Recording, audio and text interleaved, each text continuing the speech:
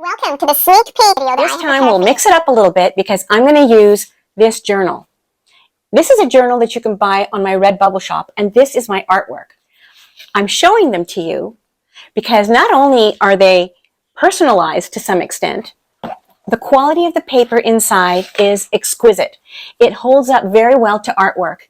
And this time around, I think I'm going to do some line drawings of women that are inspired by Pablo Picasso and Henri Matisse. The linear drawings of women will be accompanied by quotations that have helped me in this journey of authenticity along the way. This particular first one says, "Take heart, breathe deep, allow yourself to say, life will be different and I will be okay."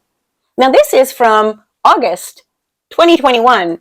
I've been at this a while. I've collected lots of excellent quotations that will bring you along the way of finding your authentic life, empower you, and you know what? The creative outlet always makes you feel good.